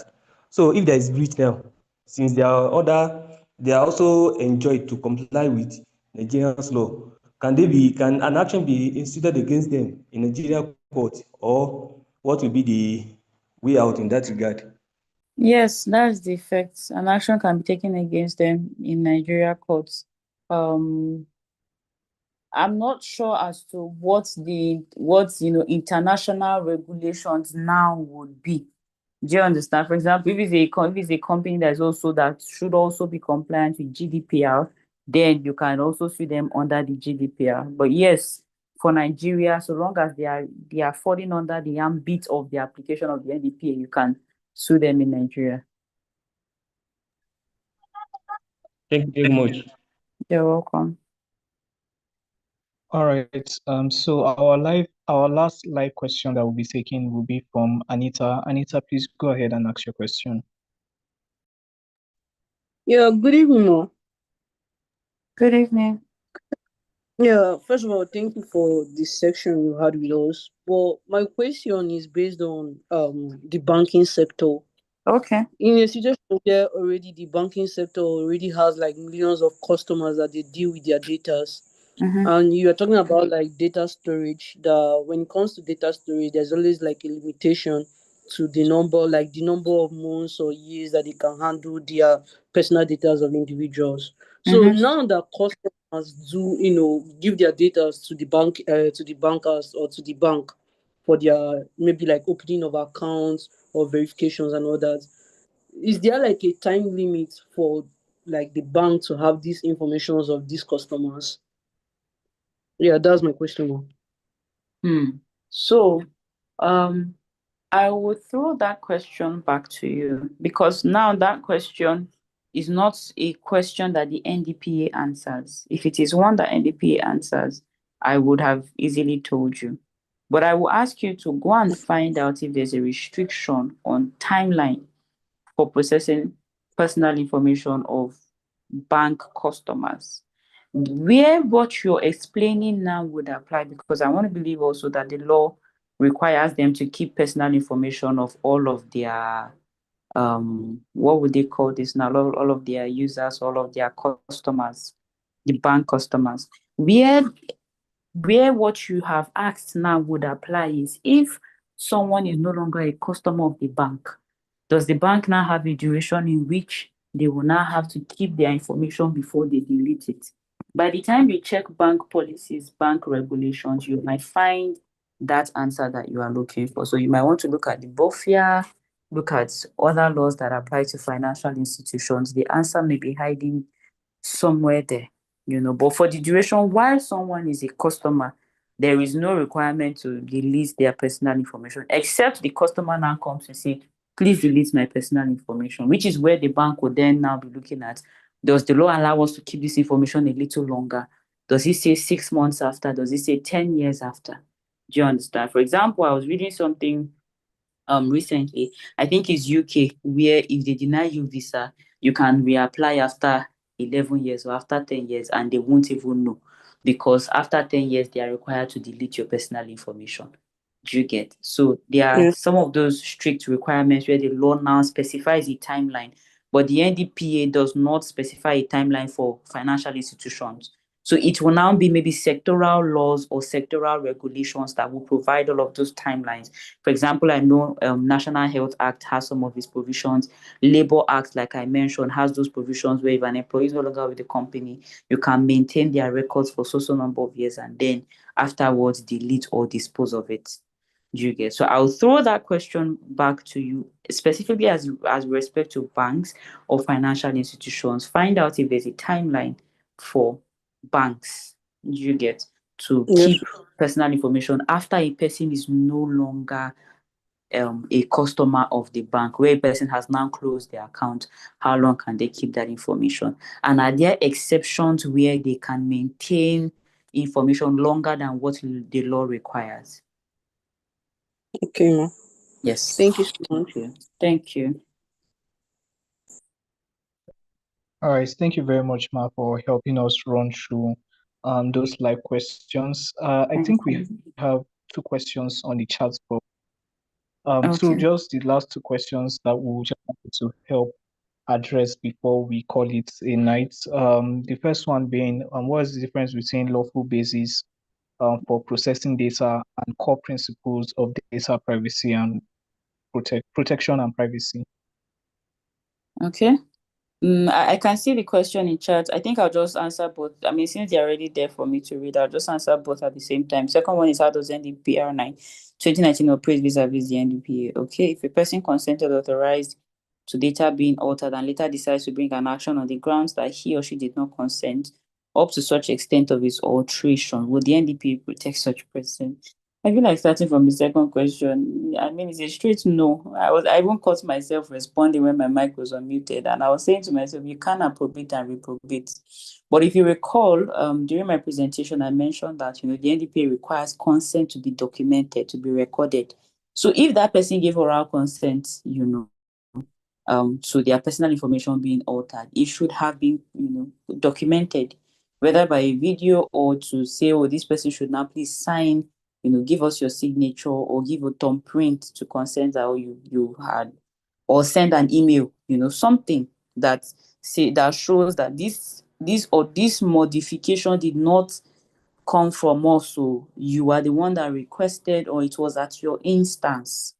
Because even the person, modifying the information has to work with accurate information. And the only person that can confirm if that information is accurate is the owner of the information, which is the data subject. Do you see? So if a company goes on its own to alter records, that's where it becomes an offense or a crime. Do you see? But if it is the data subject, at the instance of the data subject that the company is altering, with information that has now been provided by the data subject, then the person cannot approbate and reprobate. You can't insist on your right to be given, and then you're going back to now sue somebody for something that you did. It's a wrong, so you cannot benefit in that instance. You see, how does the NDPR 2019 operate vis-a-vis the NDPA? Now we know that it doesn't operate vis-a-vis. It is the guide that operates vis-a-vis. So in essence, what the guide does is, NDPA has said, have a privacy policy. NDPA has said, conduct your audit. NDPA has said, register with the NDPC. NDPA has said, have a DPO, have a DPCO. The guide now tells you, when it comes to having a DPO, your DPO must be trained, your DPO must be certified. These are the qualifications your DPO must have. He must be responsible with respect to carrying out his responsibilities. He must be certified or trained, rather, with respect to carrying out his responsibilities. When it now comes to registration, the NDPA says you must register. Guide now tells you, now brings in all of those schedules and guidance notices required for registration. They are now the ones that will tell you, okay, when it comes to registration, these are the category of people we refer to as data controller and processor of major importance. These are the subcategories: ultra high, extra high, ordinary high. These are the number of data subjects you will be processing before you are categorized under any of these categories. This is the amount each category is going to pay for their registration. Do you understand? This is the timeline for doing such registration. For the audit, compliance audit, you must, if you are a company processing above 1,000, you must file. These are the things, guide is now breaking it down step by step. Cross-border transfer. The NDPA has given you the basis on which you can do cross-border transfer. Consent is one of it. If it's not consent, It's also public interest, vital interest, all of these other things. You need to read that. I think that section, I hope I'm not missing it, section 40, talking about cross-border, right? Yeah, I think it's 40, but yeah, I think it's 40. Talking about cross-border transfer. Then guide now says, if you're going to do cross-border transfer, you have to have a cross-border transfer instrument, or you have to have what we call adequacy decision, or the country has to have adequate, for example, NDPA says if you're going to do cross-border transfer, the country you're transferring to should have adequate data protection law.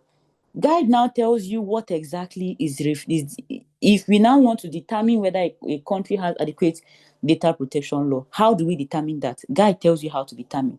If the NDPC has issued adequacy decision, if this one is, so if they have a data protection law, if they have a data protection regulatory authority, if they have agreements, if they have certification mechanism, if they have this one, that one. Guide breaks down, as the name implies, general application. How do you apply the NDPA? How do you implement it?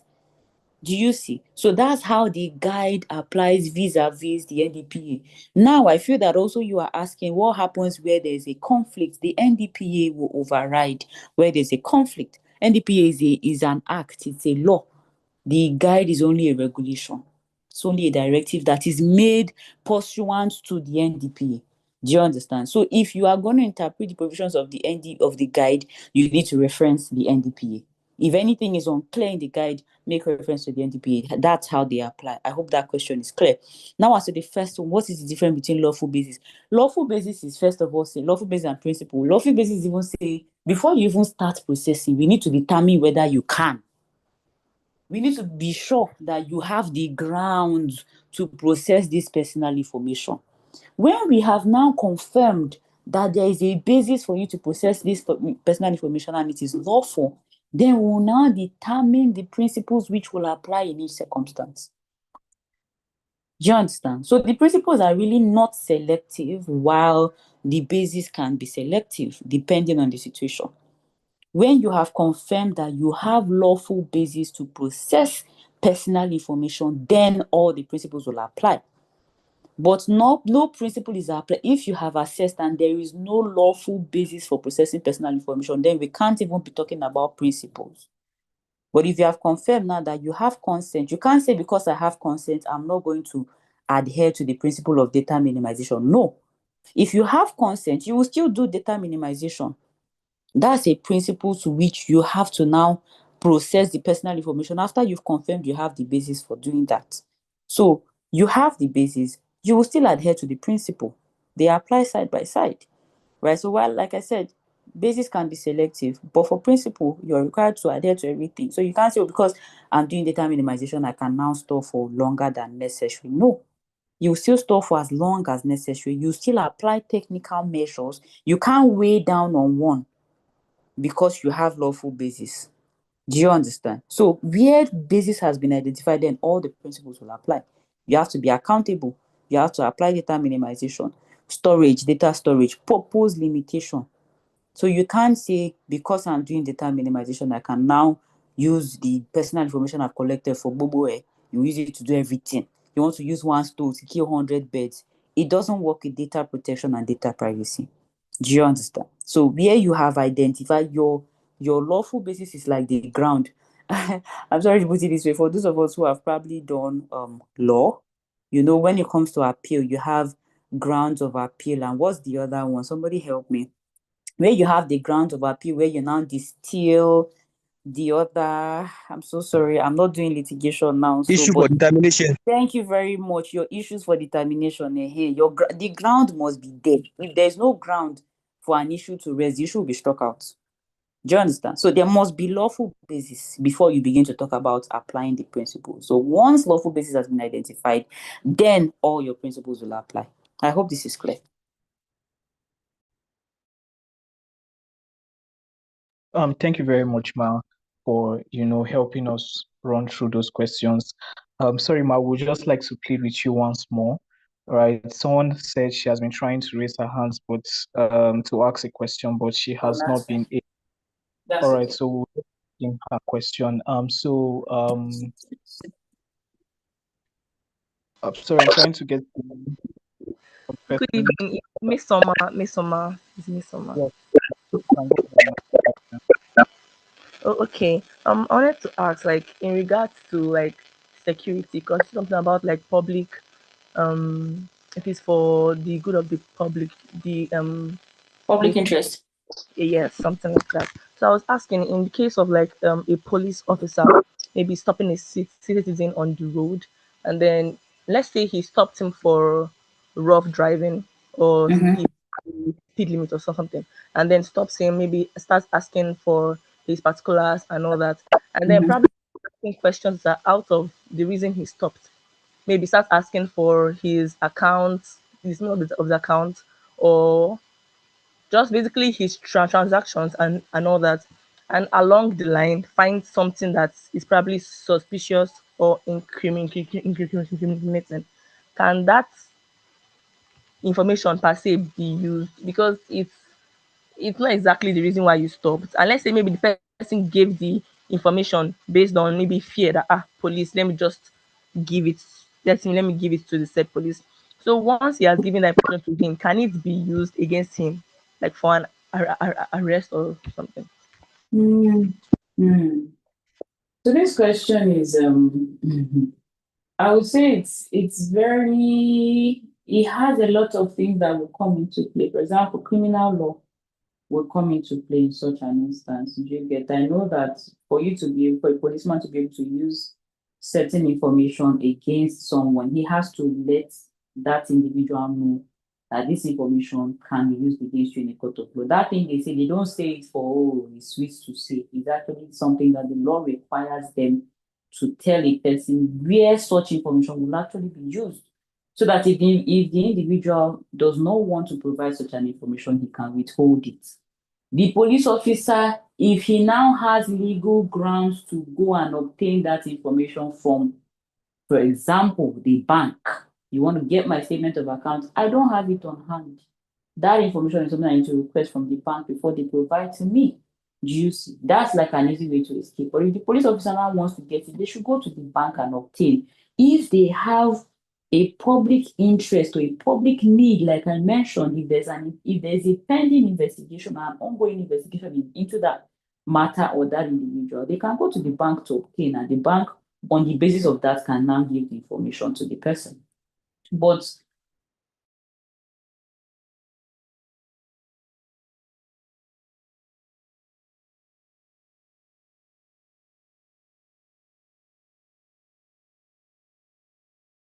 a police officer meets me on the road, there's not like I'm wanted, or there's no why you should, be investigating me in such, and there's no ongoing investigation into any matter or loss of funds or something. Then person can easily say, oh, I don't have that information on hand. And the reason I'm, putting it this way is a lot of times when it comes to practicality, police is standing in front of you.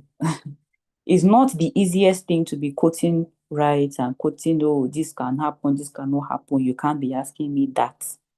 Do you understand me? For the purpose of safety, you want to, just pose as though, oh, I don't have that information on hand. I can't even access it now. Do you understand? And, there should be a measure of privacy. Of course, the police in certain instances can proceed to do a search. For example, like I mentioned, criminal law will come to play. The law requires them to have a warrant before they do a search. But there are certain instances where they can do a search without a warrant if they have reasonable cause to believe that there's a crime or a crime is about to occur. They can go ahead to do a search or even effect an arrest without a warrant.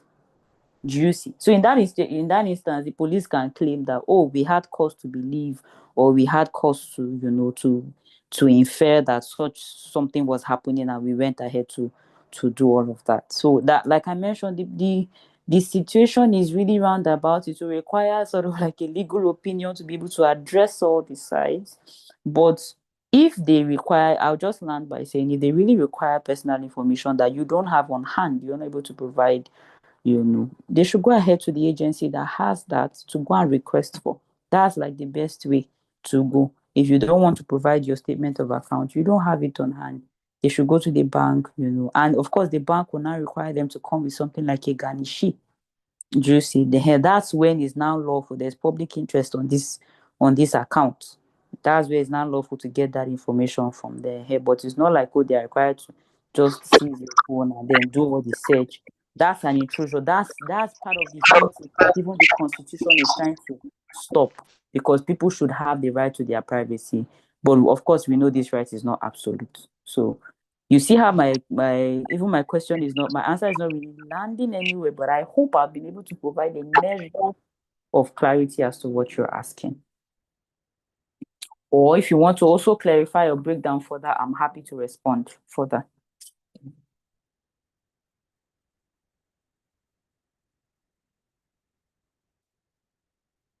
Mesoma. Okay, sorry, I didn't know it was still on mute. Okay, what I was asking was, if, okay, let's say I'm not so inclined, and out of fear I just give them the said information, and in a way it incriminates me. Can I still Okay. ask, this information was not exactly gotten lawfully? Yes, that will come under an ambit of criminal law, which I can't really speak to it now without doing a little bit of research, but I'm persuaded that it's a yes. You are able to say, oh, this personal information was given out of duress. This information generally was given out of duress, out of fear for my life. You can even say that, of course, the information is inaccurate because you are fearful. You just wanted to say something that will allow them let you go. Do you understand? And even for things like this, if they now want to use that information against you, of course, it's a situation of why I didn't give you consent. There was no lawful basis to use that information. But really, what you are asking, I think it is more a criminal law issue than it is a data protection issue. But wherever it comes to play, of course, they'll be looking at lawful consent, lawful basis. If you didn't give them consent to use that information, or even if it appears that you give consent in the first place, the one I'll be looking at, was the consent willful? Was it specific? Was it informed? Sometimes they'll tell you, oh, this is actually what we want to check, whereas they are checking other things. Was it informed? Was it unambiguous? That's what we'll now be looking at. How was the consent you was given under duress? That freely giving means that, oh, nobody pressured you. You are not at gunpoint before you gave consent. Do you understand? You are not at gunpoint before you put your fingerprint for them to now see your account information. Do you see? So that's where consent now comes into play. It needs to be freely given ahead, but also is really, really interwoven with the criminal law aspect of things. So I hope this clarifies. Yes, ma. Thank you, ma. Okay, thank you. Thank All right. you.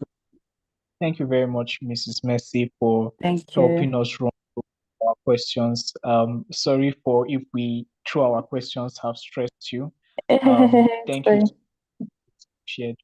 So just before we go, we have come to the end of today's session, but just before we go, as it's our practice, we usually take a screenshot, like a picture reference of the class. But we're supposed to do that earlier, but it kind of skips my mind. So please, for those who have lighting in their background, my background is quite dark, so you may not be able to see me. But for those who have lighting in their background, please, we would like to take a quick screenshot of, just a quick video evidence, a quick screenshots evidence of today's class. So please kindly do well to turn on your videos, and let's quickly run through that and we draw the class to an end. All right, thank you. Thank you, Anissa. Thank you, B. Sadly, I'm unable to turn on mine because my background is very dark now. And I still All don't right, no have problem. it. Yeah.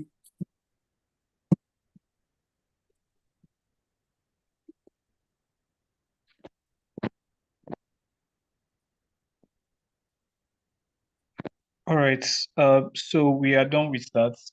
Thank you, everyone that was able to do that. Thank you for everyone that was able to do or to turn on their video. We really, really do appreciate. We've officially come to the end of the first session for the data privacy and protection class. A big thank you to Mrs. Mercy for helping us just do a thorough due justice to today's session. We hope and we are able to engage you in subsequent sessions. and maybe even subsequent quarters to also have you come still share your knowledge with subsequent mentees and people who are interested in data privacy and protection. To the mentees, please do well to share what you have learned on your different social media network. We'll be sending the mentor's profile, Miss Mercy's profile to your main group so that you can tag her in your posts while you share that. And also do not forget to fill in your attendance to show that you have participated in the class. Thank you, everyone, and please enjoy the rest of your evening. Good night and God bless.